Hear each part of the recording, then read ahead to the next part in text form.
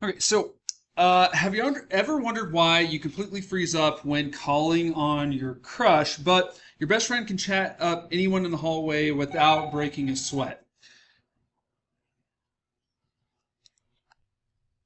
Okay. So, um, is it hardwired into your brain, a habit you learned over time, or just the high stakes drama of surviving in high school? So back in 1879, Wundt opened the very first experimental psychology lab, kicking off a century-long debate over how to actually study the human mind. Now, Wundt thought that we should pursue and focus purely on inner thoughts, but by 1913, John Watson had come along like a total disruptor, arguing that scientists should only measure observable action instead. We fast forward to the 1990s, dubbed the decade of the brain, and scientists are suddenly obsessing over neural pathways and brain scans that we have access to now. It turns out that trying to explain human behavior using just one of these angles is like trying to explain the entire Marvel Cinematic Universe using only the plot from the first Iron Man film. You miss the massive, interconnected, bigger picture that's going on. And that's precisely why modern psychology breaks things down into five foundational domains, which gives us a multi angle lens to understand why we think, feel, and act the way that we do. We first have the biological domain, which digs into neurochemistry, genetics, and how your physical brain is hardwired to dictate your mood. And think of it as the underlying code running your internal software. Second is the cognitive domain, and this is what focuses on mental processes like memory, perception, and problem solving, essentially how you process all the information to solve a complex puzzle, game, or to study for an upcoming midterm. Third, the developmental domain tracks how we grow and change over our lifespan, from the tantrums that we see us throw as toddlers to the teen identity crisis, and so on and so forth. Fourth, the social and personality domain explores how your unique traits interact with group dynamics. It answers why you might act completely different at a massive party versus hanging out with your friends, playing video games, or whatever it happens to be. Finally, the mental and physical health domain examines the connection between psychological stress, wellness, and therapeutic treatments to keep us functioning smoothly. So instead of picking just one favorite perspective, modern researchers typically combine these perspectives together and to take cognitive neuroscience, for instance. It bridges the biological and cognitive domain to map out the actual brain activity while you're making decisions, and they kind of watch that unfold live. So by connecting these five perspectives, we stop psychology from being a battleground of competing ideas and become a fully realized team, just like the Avengers assembling to tackle the ultimate mystery, the human mind. So, perhaps at some point you have pulled an all-nighter cramming for an exam, maybe doom scrolling TikTok rather, or grinding out one more match in Valorant or Fortnite or whatever, only to feel like a complete zombie the next morning. So you're definitely not alone. Roughly 35% of adults and an even higher percentage of high school and college students routinely miss out on the recommended 7 hours of rest each night. So sleep is one of those universal human experiences that seems simple on the surface, but is actually going to affect almost every single thing that we do, feel, and think during the day. Because sleep is such a complex thing, no single lens can explain it all, and that's why psychologists tackle it by crossing through the five modern domains of psychology, proving that our understanding of daily habits requires a full team effort. So let's start with the biological domain. Researchers in this area peek under the hood of your nervous system using brain scans to observe your neural hardware during the different stages of sleep, mapping out the rhythmic brain waves of deep sleep and REM. So meanwhile, a researcher operating in the cognitive domain zooms in on how a severe lack of sleep wrecks your working memory, attention span, and overall academic performance, and they help to explain why trying to solve a calculus problem on 4 hours of rest feels like your internal processor is running on a 1990s dial-up connection. And it doesn't stop there. Psychologists studying through the developmental domain examine how our circadian rhythms and sleep needs dramatically shift as we transition from the infant power nappers to late night teenagers, And in the social and personality domain, scientists look at how your unique introverted or extroverted traits or social pressures like late night texting with friends impacts your daily routine. And finally, the mental and physical health domain explores the direct link between chronic insomnia, anxiety, and physical wellness, offering therapeutic strategies to help get your sleep cycle back on track. And instead of staying in their own isolated lanes, more psychologists now take an interdisciplinary approach, and they collaborate across the 5 perspectives to solve complex real-world mysteries, like why listening to your favorite K-pop track relaxes your nervous system, or how taking care of a pet dog lowers your cortisol levels and boosts your overall health. And by investigating human behavior from these different angles, modern psychology gives us the ultimate playbook for understanding the human mind, helping us survive everything from high school stress to the chaotic sleep schedules we may have found ourselves in. So imagine that you load into a multiplayer lobby where every single player has the exact same character skin, uses the exact same loadout, and follows the exact same basic strategy. Sounds pretty boring. All right, you would lose out on all the chaotic creativity, clever teamwork, and surprising strategies that make the game fun and more unpredictable in the first place. That exact same principle applies to modern psychology. So for a long time, the field was dominated by a very narrow group of people studying an equally narrow group of research subjects. But as society shifts, the people who study psychology, the volunteers participating in experiments, and the students sitting in psychology classrooms are becoming more and more diverse. So what does diversity actually mean in a scientific context? At its core, it refers to the unique characteristics that make us different from one another in a specific setting. All right, so it is a massive, complex spectrum, and some traits are completely visible, like skin color or estimated age, while others are entirely hidden beneath the surface, like your national origin, values, or political views. Some traits are inborn genetic features, while others, like your language that you speak or religious beliefs or your socioeconomic status, are changeable over time.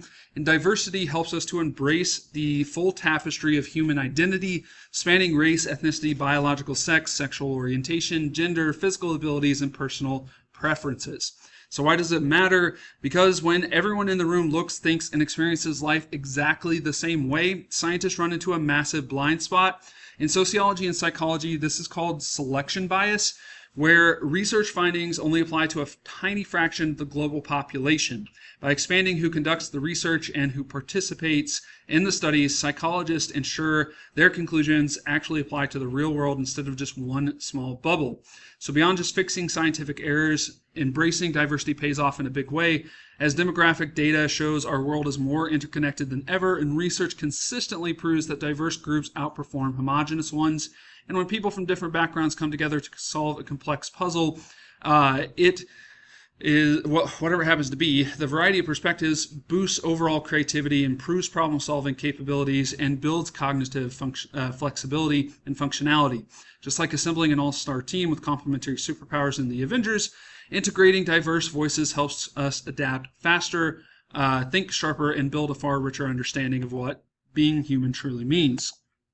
So, have you ever worked really hard to secure the top spot on a brutal leaderboard or on the pinball machine or arcade machine at wherever you happen to be going? I was trying to think of what's the place in Terre Haute. It used to be Evash, but now I can't remember the name of it. But anyway, Sandbox Social. There we go. So that exact, but then whenever you just are about to get there, the game breaks. The internet goes down.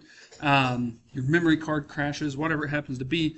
So that exact infuriating scenario is pretty much what happened to the early trailblazers of modern psychology who dared to challenge that initial status quo.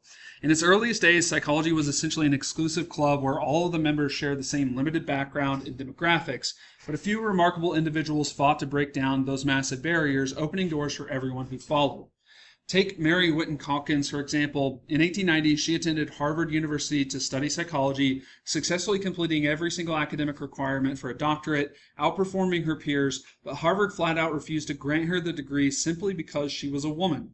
When they later offered her a degree from Radcliffe, the Associated Women's College, Calkins turned it down on principle because she refused to accept a second-tier compromise. Her fierce commitment rather paid off in a historical impact as she went on to conduct groundbreaking research on human memory, and in 1905 became the first female president of the American Psychological Association. Talk about an absolute power move. Around the same time, Frances Cecil Sumner was busy breaking down color barriers in higher education, and in 1920, Sumner became the first black person in the U.S. to earn a doctoral degree in psychology. To understand just how massive an achievement that was, consider this statistic. Between 1876 and 1920, over 10,000 white students earned doctorates across all fields in the United States compared to just 11 black students total. Sumner navigated incredible social opposition throughout his career, ultimately going on to establish the world-renowned Department of Psychology at Howard University. Because of pioneers like Hawkins and Sumner, the field looks radically different today than what it did 100 or 150 years ago. Data shows that by 2019, 70% of working psychologists identified as women, and the representation of underrepresented racial and ethnic groups grew to about 16%. Today, specialized support organizations like the Association of Black Psychologists and the National Latino Psychological Association help ensure that scholars from all backgrounds have a platform. So, perhaps you have taken one of those internet quizzes that say they'll determine your exact personality or what Disney character you're the most like or whatever it happens to be. And they were clearly written for someone with a completely different life experience than you. So if so, you have experienced firsthand the massive problem with drawing large conclusions about humanity from a tiny, very specific group of people. When psychologists conduct experiments, they aim to discover universal truths about how the human brain works. However, a famous study uncovered a mind-blowing statistic. A whopping 96% of participants in psychological research lived in Western, industrialized, rich, democratic societies, often termed with the acronym WEIRD, even though those countries make up a mere 12% of the total population of the planet. So to make matters even more skewed, about 80% of those participants were simply college undergraduates taking intro psych courses. So for decades, the science of human behavior was simply so basic because the science of American college students is what it was based on.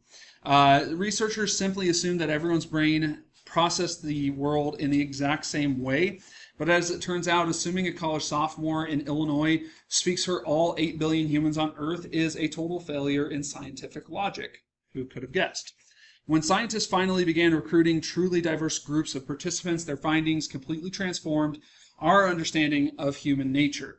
So take the classic concept of stress, for example. For generations, psychology textbooks taught that the default human reaction to extreme pressure was the fight or flight response. You either gear up for the clash like a player in Call of Duty, or you turn tail and sprint away. But prior to 1995, fewer than 17% of participants in stress studies were female. So whenever researchers finally started including female participants, they discovered an entirely different biological and social reaction called the tend and befriend response. So under stress, females were far more likely to protect their offspring, offer care, and build supportive social networks. It gets even wilder whenever we look at visual perception using the famous Mueller-Lyer illusion, where two lines of equal length look completely different because of the direction of the arrows at their ends. For decades, American participants consistently swore that the line with outward pointing arrows was longer, but when researchers tested the sand foragers of the Kalahari Desert, these participants instantly saw that both lines were actually identical. And this was because growing up in modern cities surrounded by carpentered buildings, straight walls, and 90-degree angles actually trains our visual cortex to interpret line angles differently than people raised in natural environments. So from our spatial cognition and visual perception to how we handle moral reasoning, cultural activity shapes the brain's processing pathways as well. And by embracing true participant diversity, psychologists use empiricism, basing knowledge on direct observation and evidence, to ensure that discoveries actually apply to all of humanity and not just a tiny segment of the world's population. So,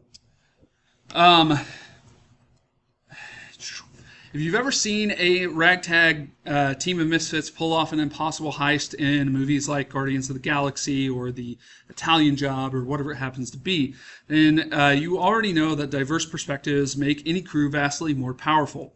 Psychology has come a remarkably long way since the turn of the 19th century, when groundbreaking pioneers like Mary Witten Calkins and Frances Cecil Sumner first fought to pave the way for underrepresented scholars.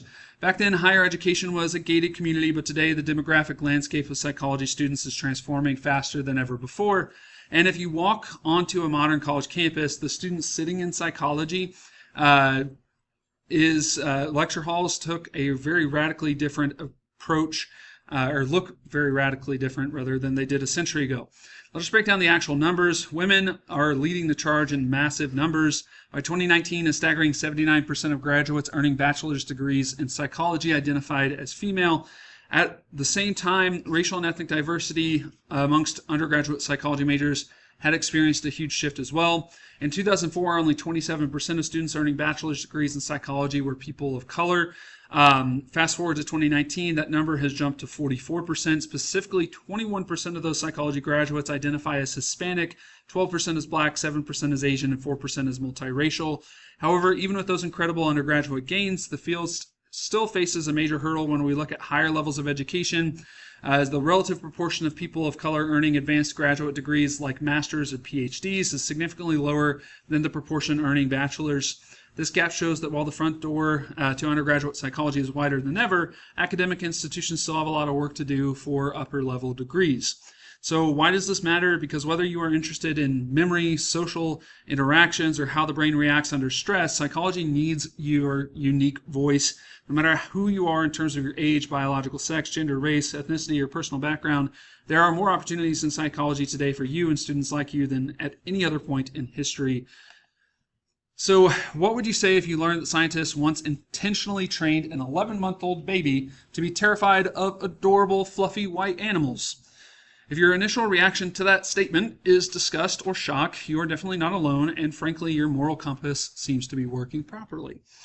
Back in 1920, a famous psychologist named John Watson conducted the infamous Little Albert experiments. Watson repeatedly banged a heavy steel bar with a hammer right behind the baby's head whenever little Albert reached out to pet the white laboratory rat. Unsurprisingly, the infant began to cry, cringe, and whimper at the sight of the rat, eventually generalizing the extreme fear to white rabbits, fur coats, and even a Santa Claus mask. All right? This guy made a baby afraid of Santa Claus. All right? They already are 50-50 on that anyway. But anywho, while this experiment proved classical conditioning works in humans, it also came at the horrific expense of a baby's emotional well-being. It is the kind of mad science origin story you would expect from a villain in Gotham or Stranger Things, not in real life. But it actually happened, and thankfully modern psychology has learned from these dark historical mistakes, and today psychologists do not operate like mad scientists in an unregulated sandbox as far as we're aware. They must strictly adhere to professional ethics, accept standards of right and wrong, and safeguard every patient's physical and emotional health. Before any scientist can even launch an experiment, their plan has to go be thoroughly grilled and approved by the Institutional Review Board. Think of the IRB as the ultimate superhero ethics committee, a squad of university administrators, legal advisors, scholars, and everyday community members who judge whether a study is going to be safe or not. The IRB evaluates every project against 4 foundational ethical principles. First, we have privacy, which means researchers cannot spy on your personal life. While observing crowds in a public park is fine, secretly filming private behavior is strictly forbidden. And second is confidentiality, ensuring that your personal identity and test results are kept totally secret so that no one leaks your data to the public. Third is informed consent. Participants must be clearly told what exactly is going to happen in the study and voluntarily sign up for it. If researchers use temporary deception to keep participants from acting fake, like keeping a plot twist secret in a video game, they must immediately debrief the participants after the plot twist has occurred. So finally, the most critical rule is protection from harm. Researchers can never subject participants to unreasonable pain or mental distress.